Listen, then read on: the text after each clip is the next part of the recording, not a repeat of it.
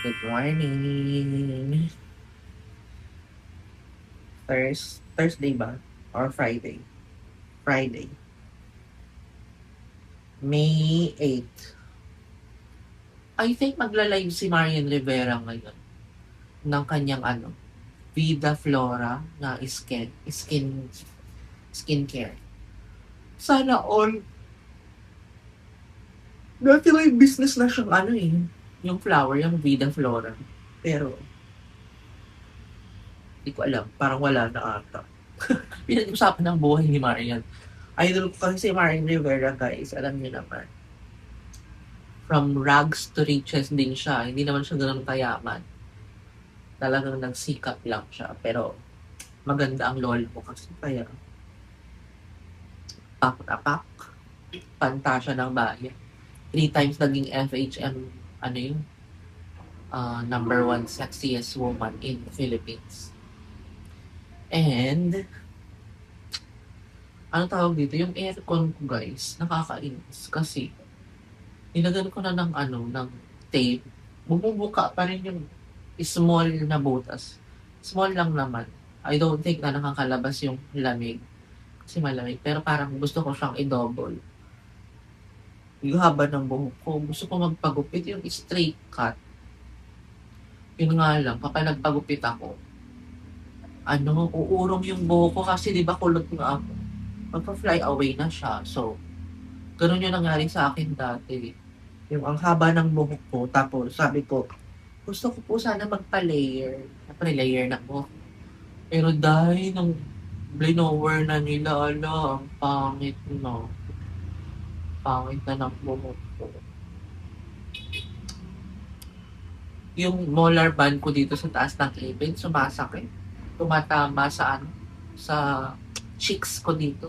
Hindi ko naman malagyan ng dental wax kasi ang tayo, tapos madulas siya, natatanggal. Magtupi din pala ako ng guys, ng mga puti kong damit. Sana tuyo na ikaw to. Tsaka yung underwear na nilabahan. Tapos, ang plano ko ngayon is magpalinis ng kuko kasi meron akong ah, lunch tomorrow sa BGC. And, tomorrow na ba yun? Oo. Saturday. Tapos, maglinis na ako ng banyo para wala na akong gagawin. Or maglinis ako ng electric fan. Depende. Ay, nako guys. Kaloka. Wait lang.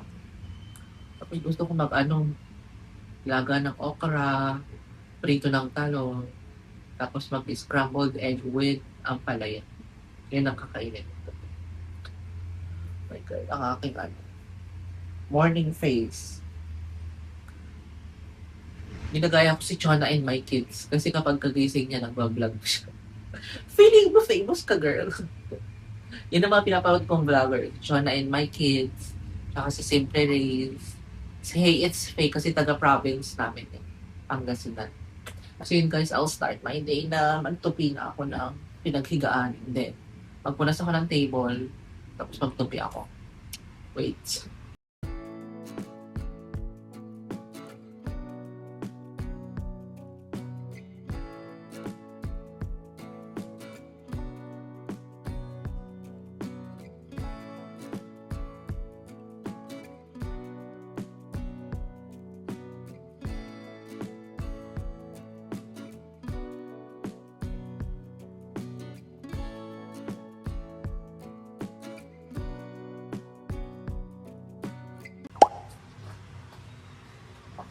Karatapos ko lang magligpit ng pinanghigaan.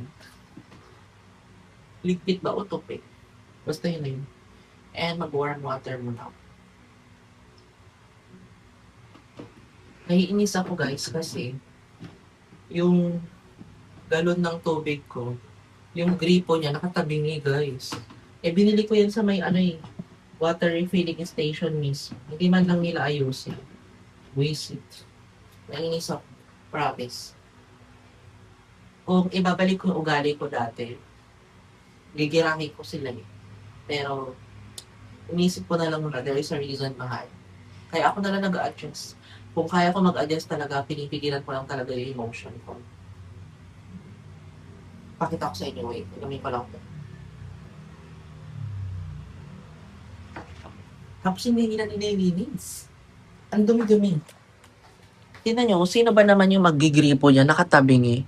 Kasi kapag igaganyan ko siya, ayan, 'di ba? Yung tubig, maaksaya. Kaya ginaganyan nila pala. Kaloka. Tapos tingnan nyo, oh, kung makikita nyo, ang dumi sa loob. Hindi man lang nila nililinis. Kainis. Mag second glass of warm water na ako. Tapos nagtataka ako guys, yung water refilling station, wala silang pangalan na nilagay or contact number. Hindi ko alam sa Kapitolyo ata itong ano nila, store nila. Di ba usually dapat meron?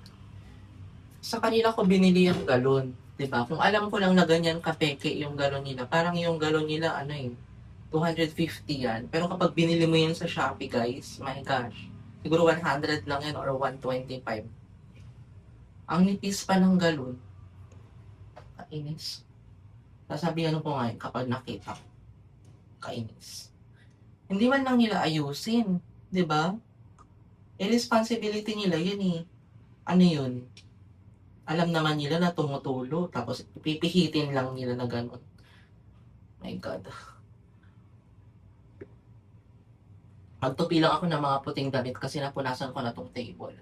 Wait. Seen a lot of change, been through a lot of pain.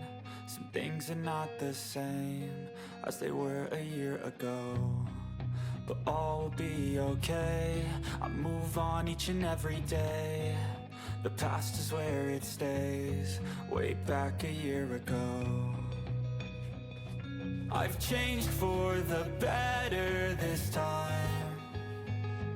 I thought I would never be fine. I strive just to say I'm alright, and for the first time in a long time I'm alright. I've seen a lot of change, been through a lot of pain. Some things are not the same as they were a year ago, but all will be okay. I move on each and every day. The past is where it stays, way back a year ago. I ain't going back, I'm not falling. I'll push all my chips and call all in. I'll bet on myself, you keep stalling. I hear destiny and it's calling. I'll keep my head up high through the downs and lows, and we're all going life. Still nobody knows, but I'ma choose. Guys, update, nakaligo na ako and tapos na ako maglinis ng CR na napakabaho, amoy imbornal. Gigigil ako. Kaya nag-message na ako doon sa may-ari. Tapos pumunta dito yung caretaker. Tapos sabi ko, di ba pinaamoy ko na yan sa'yo dati? Ibig sabihin hindi niya nire-report. Diba? My gosh! Ano ba talaga ang mga tao ngayon? Walang integrity? Samantalang pinaamoy ko na sa kanya dati. Pwede naman niyang sabihin na, ma'am, sir, sa mga amo mo, yung room 208 or nangangamoy imbornal. Ngayon, hindi siya nangangamoy, pero nangangamoy siya kapag tulog talaga ako, bago ako matulog. Kaya, my God, kinakain. Tapos habang nag-work ako, my God, sumisingaw. Kaya sabi ko, my God, message ko na yung may-ari. Sabi na may-ari, pupunta yung tao ko dyan. Actually, yung CR, hindi siya yung mabaho. Ang mabaho, yung sa ilalim na sumisingaw. Drainage ba? Sabi ko doon sa caretaker, yung drainage. Ano ba yung pagkakaintindi niya sa drainage? Di ba ako kasi ang pagkakaintindi ko sa drainage is yung butas. Kapag naligo ka, yung tubig pupunta doon, papunta sa imbornal. Di ba? Kalokan. Di pa ako kumakain guys, naka-intermittent fasting ako kaya medyo mainit ang ulo ko. Nasaktuhan nila na wala pa akong kain, wala pa akong kape, wala pa akong anywho. Magluluto ako ng maglaga ako ng okra. Tapos, grabe ang kilikili ko guys, nangingitim sa Lavo Joy na deodorant. Maglaga ako ng okra, prito ng talong. Tapos, igisa ko sa kamatis, sibuyas, yung ampalaya na may itlog. Ang kainis guys, sa totoo lang. Hindi naman ako nagko-complain. I hate complaining. But of course, I am paying a lot of money here. 10,000 per month, guys. Diba? 10,000 is not a joke. And then you can smell, ano, imbornal. And then, kapag gabi nga minsan, buti na lang na-sealed ko na yung aircon ko. Kasi minsan, nangangamoy yung Universal Robina Feeds. Diyan, pagawaan ng pagkain ng baboy. Nangangamoy siya, guys. Yun naman, minsan lang yun. Pero ito kasi araw-araw, nakakagigil. Hindi ko alam kung yung mga ibang nagre-rent dito is nakaka-experience ng the same sa na-experience ko.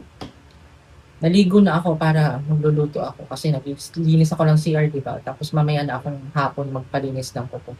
Sana available si ate dyan sa ngayon. Dito lang naman ako sa bagong ilog magpalinis lang kuko para malinis naman yung aking kuko. Guys, tingnan nyo naman. Kaloka. Siyempre, nag-lipstick din ako para hindi naman tayo mukhang haggard over so sa... Wait lang guys, patuyuin ko yung buhok ko habang nagluluto ako ng tapos kain tayo ng lunch. Guys, naglalaga na pala ako ng okra. 5 minutes lang yan. And nahiwa ko na yung sibuyas, bawang, kamatis para igigisa ko ito sa itlog. Konting ampalaya. And magprito ako ng talong. O, diba? Ang dami kong nagawa. Sorry. Pinapatuyo ko pa din yung buhok ko guys. And then, order na ako ng tubig. Ang ginawa ko guys, tinanggal ko yung screw, yung plastic na screw dun sa may gripo. Tapos, kinabit ko ulit. Hinigpitan ko na lang. Ako na nag-adjust guys. Kaloka, diba? Sana all. Gigil ako sa kanila. Salamat na lang talaga sila. Hindi pa ako nagsusuper science. Napatiyo ko pati itong po. Maya na ako siguro magpaling siguro mga 3 or 4. Depende kapag sinipat ako. So yun. Tapos ito lang iniluluto ko guys. And then mag-lunch na. Sakto, maliwanag. Kain tayo ng lunch. Hindi ako nagsaing kasi parang mabubusog na ako dito. Kalahati nga lang itong ampalay ang kakainin ko para mamaya dinner. Meron akong kakainin. Diba? May fiber ako and then may protein. 2 egg lang yung nilagay ko dito.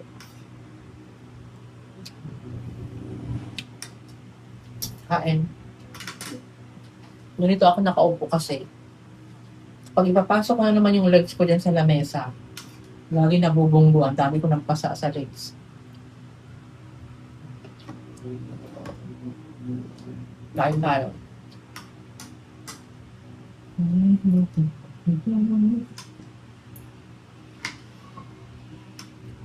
Kainin nga natin to.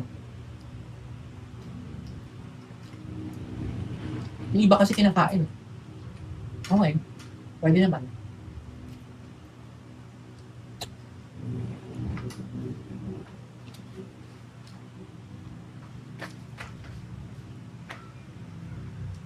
Kala ko hindi naka-play eh.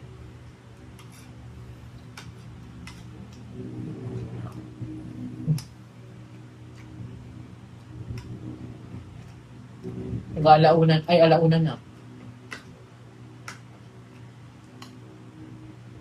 Konting toyo lang kasi ayaw ko na matoyo. Dati gusto ko ang toyo sa mantika. Ngayon, konti na lang. Mga episode na ba? Episode 14 na ako guys ng Clean with Fashion for now.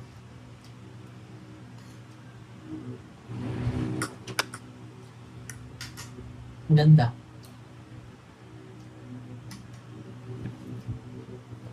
Labahan ko kaya itong bag na to. Distracted na naman. Makain ka, hoy. Kain ka muna.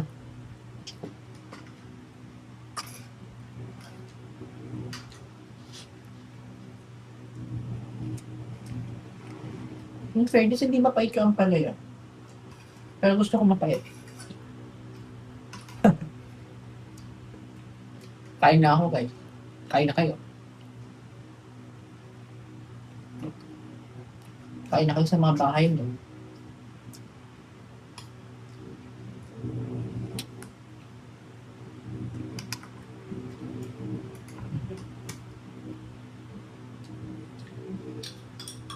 Okay. Naniwanag oh. Katap sa'yo. Diba? Maaraw. Tapos may nagtitinda doon ng street food oh. Guys, nakabihis na ako. Nagpalinis tayo ng kuko. Guys, palinis tayo ng kuko kasi madumi na. Parang 1 month na din ako hindi nagpalinis. Gray t-shirt lang ako. Nabili ko to sa H&M. And then ito yung bigay ng aking Woodruff Health from Coco Cabana? Tama ba? Coco Banana? Kalimutan mo guys. Coco Cabana. So yun, alis na ako guys. And then, pinalitan ko yung bag ko ng yellow bag para matchy-matchy sa aking gown. Para summer ang atake na. Diba? Tapos magpayong ako. Diyan lang naman ako malapit. Sana available si ate. Kasi okay naman yung paglinis niya ng kuko. So yun. Alis na tayo. Pedicure.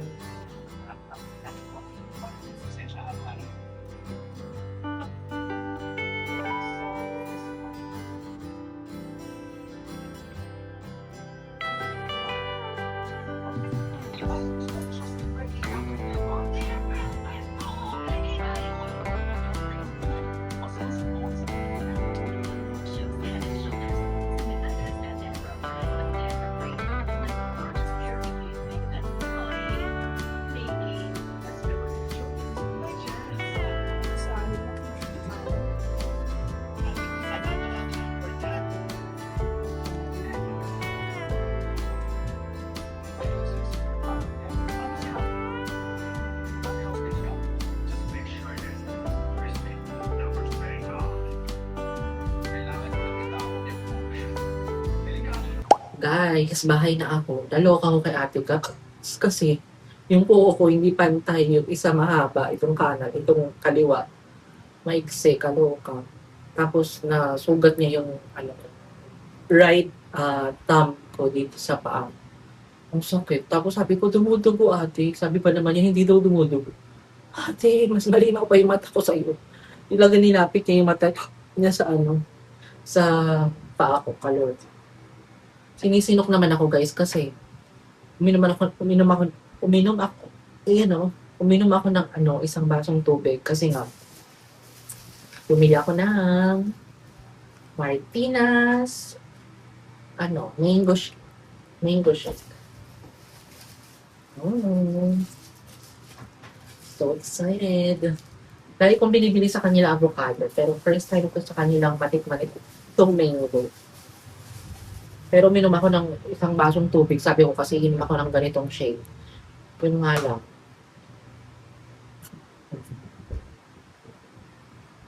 Sarap. Ang daming condense.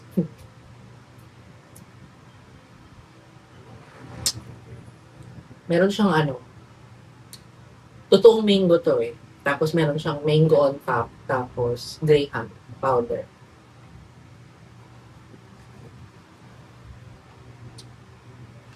Martinez Shakes. Tinanong ko kila ate kung nag-upo pa ba kayo dito. Sabi ni ate, hindi daw niya alam. Ano kaya yun? Dapat kapag nag-work ka sa isang lugar, dapat inaalam mo kung nag-renta ba kayo dito or sarili niyong lugar ito. Kasi diba, what if may gusto mag-invest?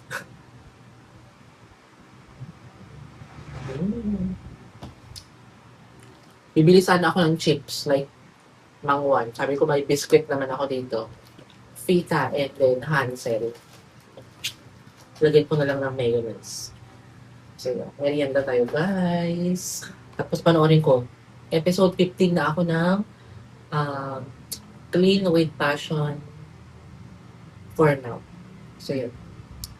Tapos, di ko alam kung mag-vlog pa ako later. Kuha nga ako ng Kuha pa ng plato. Ito ang ginagawa ko, guys. Biscuit, tapos mayonnaise. Konti lang. Isang dip lang. Ganyan.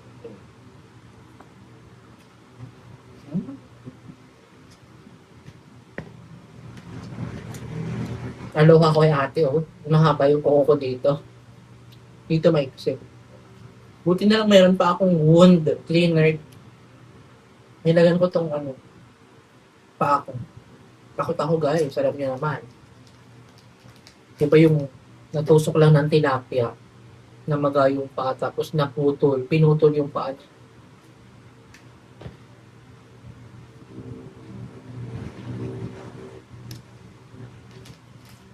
Merienda tayo.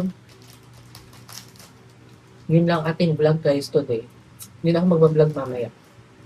Nakapag-edit ako ng 2 vlog. Nakapanood nyo pero yun sa ano.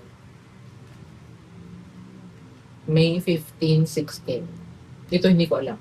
Baka May 20 lang. May ano ngayon eh. May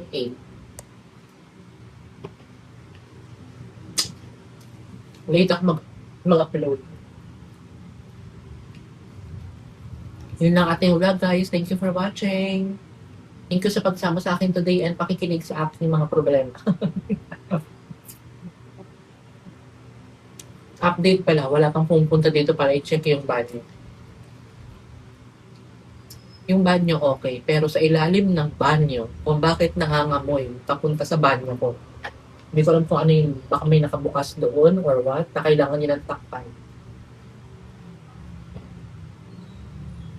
It's not healthy to smell that kind of imbornal. Bye! Ingat kayo palagi. God bless us all. Keep safe.